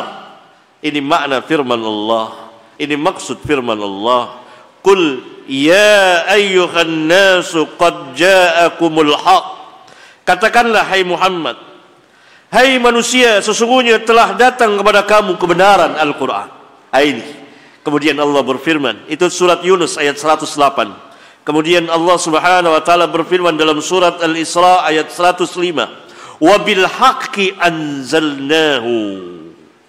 Perhatikan, dan kami turunkan Al-Quran ini dengan membawa kebenaran. Seluruh isi Al-Quran benar, wa bil haqqi nazal, dan Al-Quran ini turun dengan benar. Yang pertama, wabil haqqi anzalnahu. Al-Quran itu turun membawa kebenaran. Semua isi Al-Quran benar. Yang kedua, wabil haqqi nazal, dan dengan kebenaran Al-Quran itu turun. Yakni tidak dimasuki perkataan lain, bahwa ia adalah kalamullah yang dibawa oleh Jibril alaihi salam. Kemudian Jibril memasukkan ke dalam hati Muhammad alaihi salatu wassalam, alaihi salatu wassalam. Wa ma arsalnaka illa mubasysyiran wa nadhira, dan kami tidak mengutusmu melainkan sebagai pembawa berita gembira dan pemberi peringatan. Ya. Jadi Al-Quran wa bil haqqi anzalnahu wa bil haqqi nazal. Perhatikan, wa bil haqqi anzalnahu. Yani kami turunkan Al-Quran dengan membawa kebenaran. Saya memberikan catatan kaki sebagai penjelasan, yakni Al-Quran ini turun dengan membawa kebenaran dan menjelaskan tentang hukum-hukum Allah, perintah-perintah Allah, larangan-larangan Allah, ganjaran dan siksaan Allah dan seterusnya dari apa yang Allah wahyukan di dalam Al-Quran kepada Nabi Muhammad SAW, agar beliau menyampaikannya kepada manusia sebagai pembawa berita gembira bagi mereka yang taat dan pemberi peringatan kepada mereka yang ingkar. Wabil haqqin nazal, yakni Al-Quran ini turun dengan benar-benar terjaga dan terpelihara dari perubahan dan kemasukan sesuatu yang bukan firman Allah. Tidak ada dalam Al-Quran penambahan atau pengurangan sedikit pun juga. Al-Quran turun dan sampai kepada Rasulullah SAW sebagaimana yang Allah wahyukan, yang dibawa oleh Jibril, yang sangat kuat dan amanat. Ayat yang mulia ini bersama ayat dalam akidah ke-61 telah mendustakan dan menghancurkan keyakinan Rafidhah Syiah bahwa di dalam Al-Quran telah terjadi perubahan. Mereka mengatakan bahwa Al-Quran telah dirubah dengan dihilangkan sebagian surat dan ayatnya dan seterusnya dari apa yang telah mereka katakan yang merupakan asas di dalam keyakinan mereka terhadap Al-Quran. Sesungguhnya mereka ini adalah kaum pendusta yang telah berdusta atas nama Allah, atas nama Rasulnya, atas nama kitabnya, atas nama ahli bait dan seterusnya. Kemudian firman Allah, wa yaral ladzina utul ilma alladzi unzila ilayka min rabbika huwal haqq wa yahdi ila siratil azizil hamid. Dan orang-orang yang diberi ilmu, ini keutamaan ilmu dan ahli ilmu,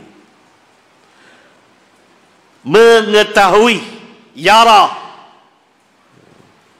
bahwa yang diturunkan kepadamu dari Rabbmu yaitu Al-Quran wal haq, ia adalah kebenaran, wa yahdi ila siratil azizil hamid, dan Al-Quran itu menunjuki kepada jalan Allah yang maha perkasa lagi maha terpuji. Akidah ke-61, kita beriman bahwa Al-Quran dijaga dan dipelihara oleh Allah. Tadi wabil haqqin nazal, tidak dimasuki oleh sesuatu pun juga, tidak ada perubahan. Inna nahnu nazzalna dzikra wa inna lahu lahafizun. Kita beriman bahwa Al-Quran dijaga dan dipelihara oleh Allah. Adapun perkataan Rafidhah atau Syiah bahwa Al-Quran telah dirubah dan dihilangkan atau dihapus sebagian ayatnya, dikurangi banyak sekali dan ditambahi sebagiannya oleh para sahabat yang diketuai oleh Abu Bakar, Umar dan Utsman, adalah perkataan kufur yang telah membantah Al-Quran. Karena Syiah buatan Yahudi, dan Yahudi telah merubah Taurat, Zabur dan Injil, mereka pun ingin mengatakan merubah Al-Quran. Padahal Rabbuna Jalla Dzikruhu mengatakan inna nahnu nazzalna dzikra wa inna lahu lahafizun. Tegas, jelas, nyata dan terang, Al-Quran ini Allah yang turunkan. Al-Quran ini dijaga, dipelihara oleh Allah.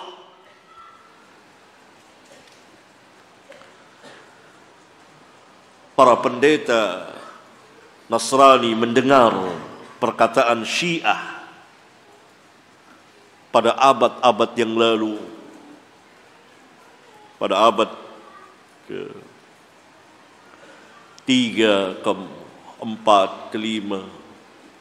Berarti dari dahulu Syiah telah mengatakan bahwa Al-Quran telah terjadi perubahan, menuduh para sahabat telah merubah Al-Quran Al-Karim. Ini adalah perkataan yang paling batil yang pernah diucapkan oleh manusia.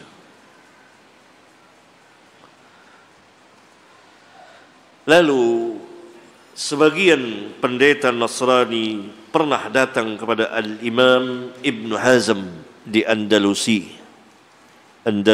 Spanyol, pada zaman keemasan Islam di sana.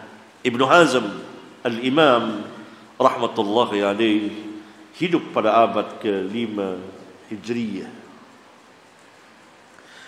Para pendeta itu berhujjah. Berarti para pendeta itu mengakui bahwa dalam Taurat, Zabur dan Injil terjadi perubahan, tapi mereka mau sama-sama. Dalam Islam juga ada.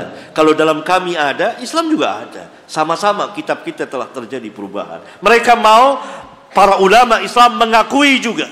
Di antara yang terbesar saat itu Al-Imam Ibn Hazm di Eropa, di Spanyol, dan beliau memang ahli, tahu tentang Taurat, tahu tentang Injil, tahu tentang Zabur. Dan Al-Imam menjelaskan bahwa ayat-ayat dalam Taurat telah dirubah. Dan dia hafal, yang membingungkan para pendeta itu. Yani para pendeta itu diberitahukan oleh Al-Imam, di dalam Taurat, Zabur, Injil telah terjadi perubahan, telah terjadi kontradiksi, telah terjadi ini. Mereka tidak bisa membantahnya. Berarti mengakui itu pendeta pada zaman dahulu, alim. Bukan zaman sekarang, dulu di Spanyol. Tahu, membenarkan. Kalau mereka punya bantahan, tentu mereka akan bantah. Tidak benar terjadi perubahan, tapi mereka tidak membantah. Mereka hanya mengatakan, datang pada Ibn Hazm, fa innar rawafid yaz'umuna anna ashaba, bahwa rawafid telah, yakni orang-orang Syiah mengatakan bahwa sahabat-sahabat, yakni para sahabat nabiyukum, baddalul Qur'ana wa asqatu minhu aw zadu fihi, telah melakukan tabdil, tagyir, perubahan terhadap Al-Quran, dan dihilangkan ayatnya dan diberikan tambahan-tambahan.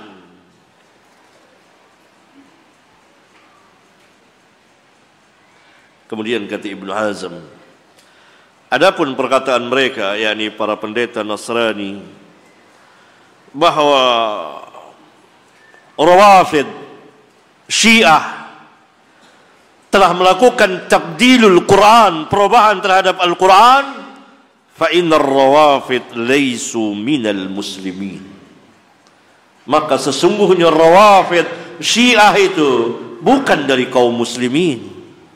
Maka para pendeta itu pun kecewa, pulang dengan tangan hampa. Itu yang mengatakan bukan orang Islam, begitulah kira-kira. Langsung tegas Imam Ibn Hazm rahimahullahu ta'ala. Dan para pendeta, kemudian Al-Imam menjelaskan siapa Rafidah itu, dan dijelaskanlah, yakni panjang pembicaraannya. Kemudian akidah yang ke-62, kita beriman bahwa Al-Quran sebagai pembeda antara yang hak dan yang batil. Oleh karena itu Al-Quran dinamakan Al-Furqan. Tabarakalladzi nazzala Al-Furqan ala abdihi liyakuna lil'alamina nadhira. Kemudian akidah ke-63, kita beriman bahwa Al-Quran sebagai hidayah bagi manusia yang bersifat umum. Syahrul Ramadan alladhi unzila fihi Al-Quran hudan linnas wa bayyinatin minal huda wal furqan. Dan yang terakhir, akidah ke-64, kita beriman bahwa Al-Quran secara khusus sebagai hidayah bagi orang-orang yang bertakwa, yakni hanya orang-orang yang bertakwalah yang dapat mengambil dan memanfaatkan hidayah Al-Quran sebagaimana telah ditegaskan oleh Rabbul Alamin dalam kitabnya yang mulia ini. Dzalikal kitabu la raiba fihi hudan lil muttaqin. Ayat yang pertama bersifat umum, hudan linnas, Ayat yang kedua bersifat khusus, hudal lil muttaqin. Ayat yang pertama hidayah bersifat mujmal, dan ayat yang kedua hidayah bersifat mufassal, terperinci, diperinci. Hidayatut taufik seperti yang tadi atau sebelum ini saya jelaskan. Barangkali ini ikhwan kita dibatasi oleh waktu, dan kita akan membahas pada pertemuan yang akan datang tentunya insyaallah taala tentang kenabian dan kerasulan yang menjadi keimanan bagi kita. Ya, kita harus belajar, harus mengimaninya. Apa sekarang kita secara ringkas antum ada gambaran, ada muqaddimah ilmiah, pengantar ilmiah bagi antum. Ini kitab-kitab Allah, khususnya Al-Quranul Karim, dan penuh dengan hujjah. Kitab yang agung, kitab yang besar. Dan nanti pada pertemuan yang akan datang insyaallah taala kita akan membahas tentang kenabian dan kerasulan. Sampai di sini, dan nanti kita akan lanjutkan dengan soal jawab. Walhamdulillahi rabbil alamin. Alhamdulillah حمدا كثيرا طيبا مباركا فيه كما يحب ربنا ويرضاه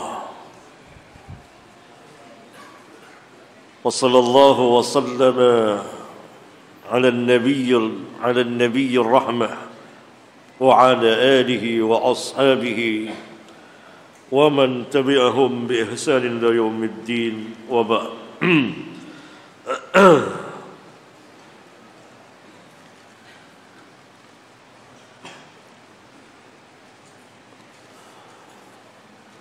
Ada beberapa soal yang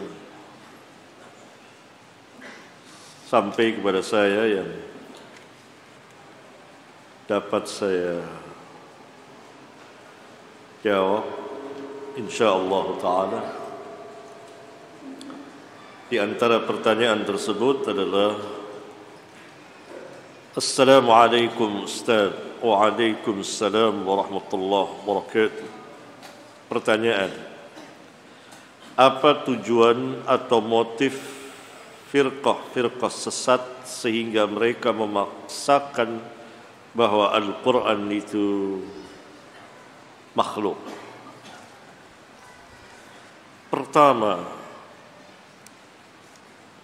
bahwa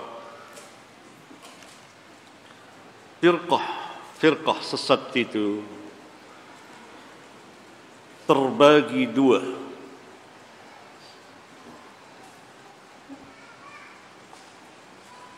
Bagian yang pertama yang memang kesesatannya itu berasal dari kemunafikan, zindiq. Bukan disebabkan karena kesesatan semata atau karena kejahilan.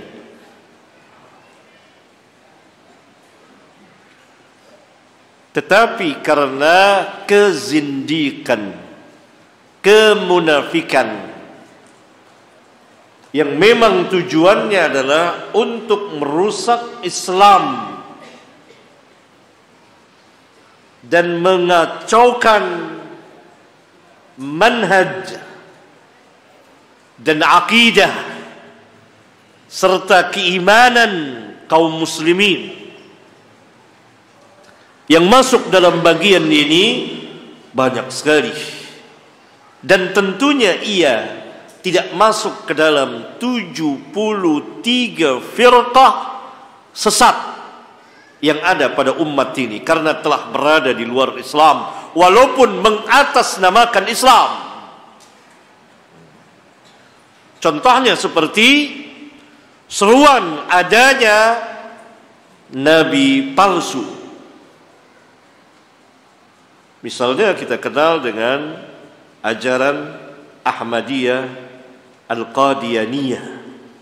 Itu mengatasnamakan Islam, Kalau mereka tidak mengataskan Islam, selesai. Yang jadi permasalahan dengan umat Islam adalah karena mereka telah mengatasnamakan Islam, bahwa di dalam Islam ada nabi lagi setelah Rasulullah sallallahu alaihi wasallam, yaitu nabi palsu Al-Kadzdzab Mirza Ghulam Ahmad, yang memang sengaja dibuat oleh Inggris untuk mendukung proyeknya, untuk mendukung keberadaan Inggris di India, dan untuk mengembangkan, mendakwakan agamanya. Maka diangkatlah seorang yang bernama Mirza ini, dan dia mengaku kemudian menjadi nabi, dan pengikutnya tersebar di negeri Islam, dan masuk ke negeri kita ini dari mulai awal perkembangannya di tahun 19-an, di awal tahun 19-an telah ada. Ini firqah ini kemunculannya bukan semata-mata karena kesesatan dan kejahilan, tapi memang karena kekufuran, kemunafikan sengaja. Contoh satu. Contoh yang lain, Syiah Rafidah. Kemunculannya bukan semata-mata karena kesesatan dan kejahilan, walaupun setiap firqah itu pasti sesat dan jahil. Tapi kemunculannya, keberadaannya memang karena kemunafikan zindiq, dibuat oleh seorang zindiq yang pura-pura masuk Islam padahal dia seorang asli Yahudi, yaitu Abdullah bin Sabah. Abdullah bin Sabah. Kemudian contoh lain misalnya yang juga mengatasnamakan Islam dan bersandar kepada Syiah, misalnya Ismailiyah, Batiniyah, Nusairiyah, yang kemudian berkembang sampai hari ini kepada ajaran liberalisme, pluralisme, yang diantara ajarannya adalah semua agama itu sama. Nabi Muhammad SAW boleh dibantah, tidak ada hukum Islam, apalagi negara Islam tidak ada. Maka pertama orang yang menggerakkan lidahnya, lisannya, dan menggerakkan tangannya untuk menulis,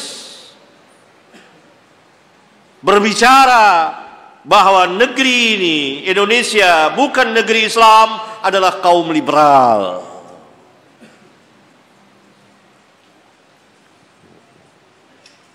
Dahulu tahun 80-an, tahun 2019 masuk orang-orang yang katanya bermanhaj salaf. Ini sangat aneh, yang paling aneh. Kaum liberal masuk ke manhaj ini. Wal'iyadzu billah.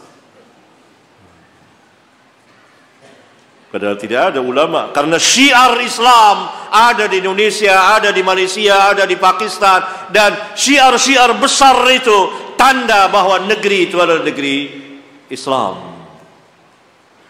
Walaupun sistemnya bukan Islami pada sebagiannya. Nah, kaum liberal ini asasnya adalah zindik, kekufuran. Begitulah banyak sekali. Bagian yang kedua dari firqah sesat,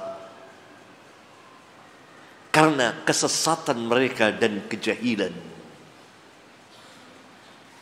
seperti Khawarij, Mu'tazilah, yang Mu'tazilah sangat mengagungkan akal dan terpengaruh dengan firqah Jahmiyah. Jahmiyah ini muncul karena kezindikan, bukan semata-mata karena kesesatan. Karena itu Jahmiyah dikafirkan oleh para ulama secara umum, bukan orang per orangnya.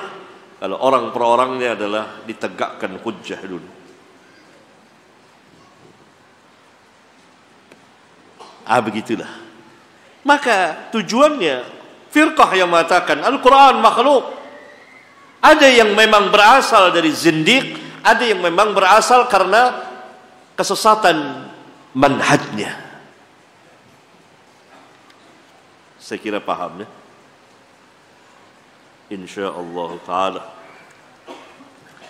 Karena hakikat ilmu paham. Assalamualaikum Ustaz. Waalaikumsalam warahmatullahi wabarakatuh. Apa hikmah dari penjagaan Allah kepada Al-Quran, akan tetapi tidak kepada kitab sebelumnya, karena kitab-kitab sebelumnya sebelum Al-Quran telah dirubah oleh tangan-tangan kotor manusia? Barangkali wallahu a'lam, Nabi Muhammad sallallahu alaihi wasallam yang diturunkan kepada beliau Al-Quran adalah nabi yang terakhir yang Allah utus untuk seluruh umat manusia dengan membawa syariat yang kamil, sempurna, lengkap, sehingga manusia tidak berhajat kepada satupun peraturan untuk kehidupan manusia di dunia dan di akhirat.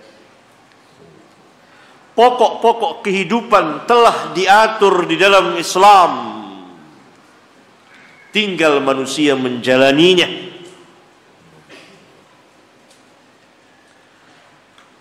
Dan kitab Al-Quran, kitab terakhir yang Allah turunkan, dan ia merupakan mukjizat terbesar yang Allah berikan kepada seorang nabi, yaitu Nabi Muhammad sallallahu alaihi wasallam, dari seluruh nabi dan rasul Allah yang pernah Allah memberikan mukjizat. Karena mukjizat Al-Quran mukjizat ilmiah dan amaliyah.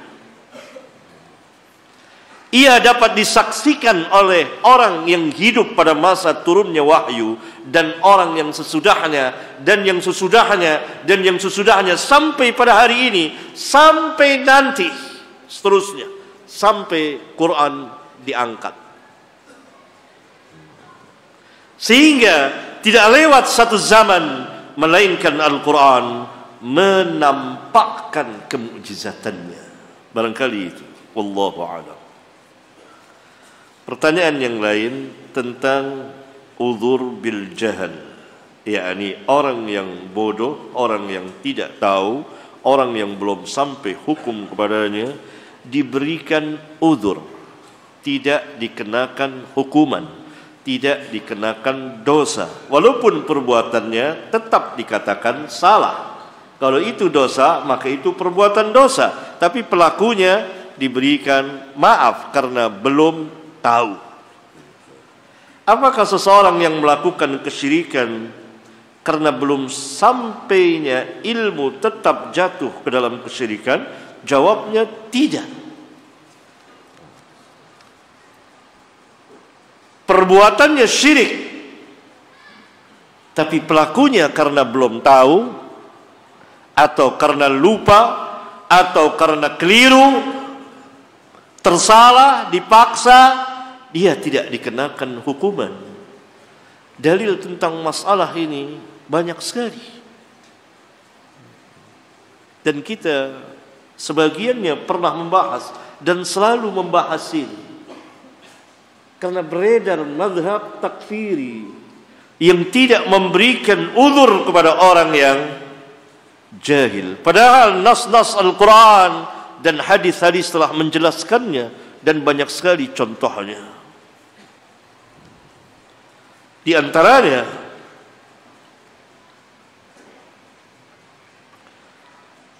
satu atau dua orang wanita dalam hadis yang dikeluarkan oleh Bukhari dan Ahmad dan Ibnu Majah, dan ada di sini ketika kita membahas tentang permasalahan perkara yang gaib. Seorang atau dua orang wanita mengatakan di hadapan Nabi pada walimatul urs, pesta pernikahan, wa fina nabiyyun ya'lamu ma fi ghadin. Di tengah-tengah kita ada nabi yang mengetahui apa yang akan terjadi esok. Padahal yang mengetahui perkara yang gaib Allah, yang mengetahui apa yang akan terjadi besok Allah. Tidak ada seorang pun juga yang tahu apa yang akan dia kerjakan esok. Wa ma tadri nafsum madza taksibu ghadan. Seorang tidak tahu apa yang akan dia kerjakan. Nabi tidak menghukumi syirik, tidak menghukumi kufur, karena mengatakan bahwa Nabi SAW mengetahui apa yang terjadi esok. Yang terjadi esok perkara yang gaib tidak akan terjadi. Kata Nabi SAW, jangan ucapkan perkataan seperti itu. Nabi SAW memberikan uzur karena dia tidak tahu, karena keduanya tidak tahu. Ucapkan yang sebelumnya, karena tidak ada yang tahu apa yang akan terjadi besok illallah, kecuali Allah. Berarti perkataan orang itu menjadikan Nabi tandingan bagi Allah tabaraka wa ta'ala, dan ini syirik. Dan Nabi SAW tidak menghukumi kesyirikannya. Perbuatannya salah, orangnya tidak dikenakan dosa. Ingat sahabat-sahabat yang mengatakan, Masya Allah wa syi'ta, apa yang Allah kehendaki dan engkau kehendaki. Nabi SAW mengatakan, Aja'altani lillahi niddan, engkau jadikan aku tandingan bagi Allah. Itu syirkul lafz, syirik lafaz. Tapi orangnya tidak dihukum.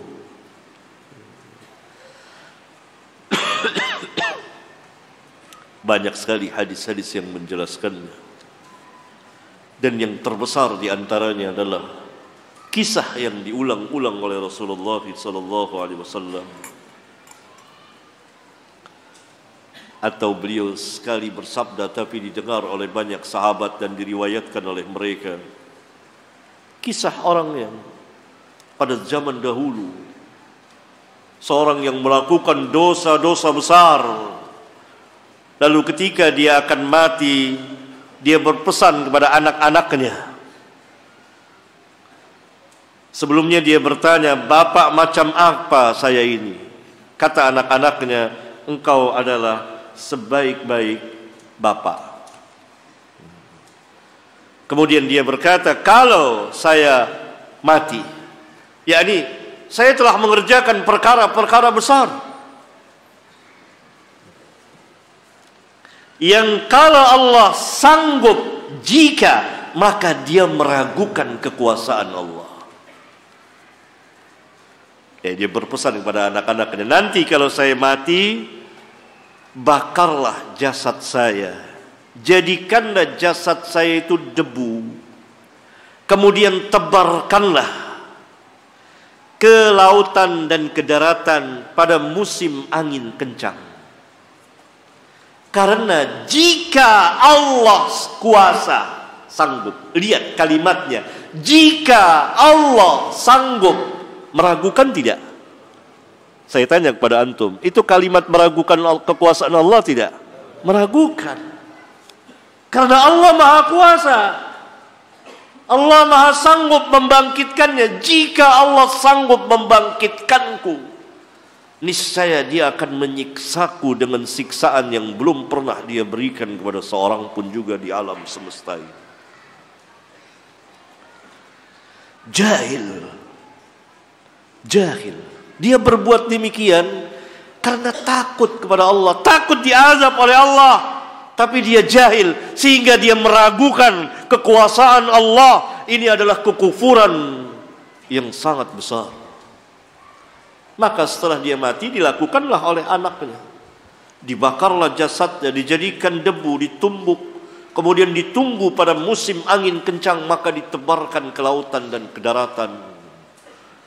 Lalu sekejap Allah berfirman kepada lautan dan daratan untuk mengumpulkan jasadnya, tiba-tiba dia berdiri. Lalu Allah bertanya, hai hambaku, apa yang membuatmu melakukan perbuatan seperti ini? Kata dia, khasyatuk, saya takut kepadamu ya Allah. Allah ampunkan, tutup dengan rahmatnya. Ini hadis sering diulang-ulang oleh para ulama salaf.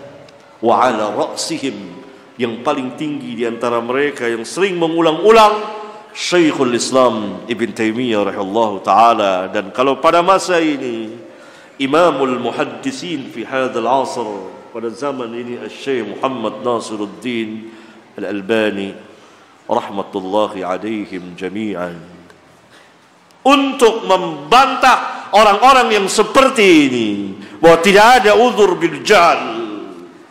Lihat hadis yang sangat besar sahih dikeluarkan oleh Bukhari dan Muslim. Allah tabaraka wa taala memberikan uzur kepada orang itu, padahal dia telah melakukan kekufuran besar, meragukan kekuasaan Allah tabaraka wa taala. Kayak dia mengatakan, kalau Allah sanggup, Allah mampu membangkitkan aku, niscaya Allah akan menyiksaku dengan siksaan yang Allah belum pernah berikan pada seorang pun juga. Pertanyaan yang lain. Assalamualaikum Ustaz. Waalaikumsalam warahmatullahi barakallahu fiik. Ustaz, apakah boleh kita melakukan salat sunnah tahajud lagi di sepertiga malam setelah kita melakukan salat tarawih? yakni melakukan salat sunat tahajud setelah tarawih. Ini rancu namanya. Tarawih itu tahajud. Tahajud itu terdiri dari dua macam salat. Tahajud itu qiyamul lail, terdiri dari dua macam salat. Qiyamul lail terdiri dari dua macam salat. Maksud saya, tahajud itu masuk ke dalam qiyamul lail. Qiyamul lail terdiri dari dua macam salat, tahajud dan witir. Di bulan Ramadan, kaum muslimin menamakannya tarawih, yang waktunya dimajukan mengamalkan perbuatan Rasulullah, mengikuti sunnah Rasulullah sallallahu alaihi wa ala alihi wasallam. Jadi tidak ada lagi setelah tarawih salat apapun juga. Kalau antum mau salat malam, ya jangan salat di awal malam, nanti saja sendirian salat di rumah. Kalau telah berjamaah di masjid, tidak ada lagi salat. Mana sahabat mengerjakan lagi itu? Enggak ada. Enggak ada. Pertanyaan yang lain, ada izin bertanya, apakah sama penafsiran dari bunyi ayat wa yabqa wajhu rabbika dzul jalali wal ikram dengan ayat tabarakasmu rabbika dzil jalali wal ikram? Ini pernah saya atau kita bahas di kitab ini. Ayat yang pertama menjelaskan sifat wajah Allah, karena lafaz dzu itu marfu dhamma, kembali ke wajhu. Wajhu rabbika dzul jalal, yakni akan kekal wajah Rabbmu yang mempunyai kebesaran dan kemuliaan. Jadi ayat pertama dalam surat Ar-Rahman ini menjelaskan tentang sifat wajah Allah, menjelaskan tentang wajah Allah. Allah mempunyai wajah. Sedangkan ayat yang kedua itu sifat bagi zat Allah tabaraka wa ta'ala, karena dia zinya kasrah majrur, kembali ke rabbik. Tabarakasmu rabbika dzil jalali wal ikram. Beda. Yang satu kembali ke wajhu, yang satu kembali ke rabbik.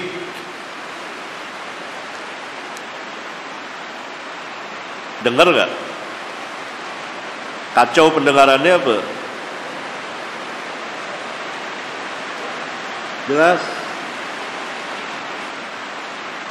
Assalamualaikum warahmatullahi wabarakatuh. Waalaikumsalam warahmatullahi wabarakatuh. Bagaimana mengaplikasikan atau mempraktekkan iman kepada kitab-kitab Allah selain Al-Quran, sedangkan kita mengetahui kitab-kitab tersebut yang ada di zaman ini sudah dirubah oleh Yahudi? Tadi sudah saya jelaskan, mengimani bahwa kitab-kitab itu diturunkan Allah Tabaraka wa ta'ala kepada Musa, kepada Isa, kepada Daud alaihimus salatu wassalam. Tidak boleh kita mengingkarinya. Dan sampai hari ini masih banyak ayat-ayat Allah yang termaktub yang mereka tidak merubah semuanya. Tidak. Sebagiannya tetap ada sebagai hujjah bagi mereka. Yang kalau ulama Islam menjelaskan pada mereka, menegakkan hujjah kepada mereka, tetapi kita tidak diperintah mengamalkannya. Oleh karena itu ada 3 di sini yang perlu kita ketahui. Ayat-ayat tersebut yang telah diketahui kebohongannya, kepalsuannya dari Al-Quran, dari Islam, maka itu wajib didustakan, karena itu bukan firman Allah Tabaraka wa ta'ala. Seperti ajaran Trinitas misalnya. Yang kedua, yang telah diketahui kebenarannya dan Al-Quran membenarkannya dan Islam membenarkannya, maka wajib kita benarkan. Seperti ayat-ayat dalam Taurat sampai hari ini yang ada di Injil Perjanjian Lama yang mengulang-ulang bahwa Allah itu hanya satu, la ilaha illallah. Kalau Injil dalam bahasa Arab seperti itu, tidak ada ilah kecuali Allah, dan itu hak, tidak boleh kita dustakan. Yang ketiga, yang kita tidak tahu benar dan salahnya, maka tidak boleh kita benarkan, khawatir nanti membenarkan yang salah, dan tidak boleh kita dustakan, khawatir kita mendustakan sesuatu yang benar. Maka kata Nabi SAW, diam, yakni tidak membenarkan, tidak, karena belum diketahui, kita tidak membenarkan dan tidak mendustakan. Dan orang yang paling alim tentang ini adalah para ulama Islam. Assalamualaikum Ustaz. Waalaikumsalam warahmatullahi wabarakatuh. Pada akhir zaman Al-Quran akan dicabut dan diangkat sehingga tidak tersisa di muka bumi. Mohon penjelasannya. yakni nanti pada akhir zaman, dan ada hadis di antaranya dikeluarkan oleh Imam Ibnu Majah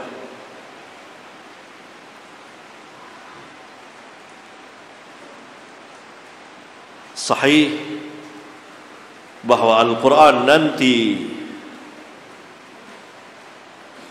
akan hilang bacaannya dari dada manusia, tulisannya akan diangkat nanti pada akhir zaman sekali.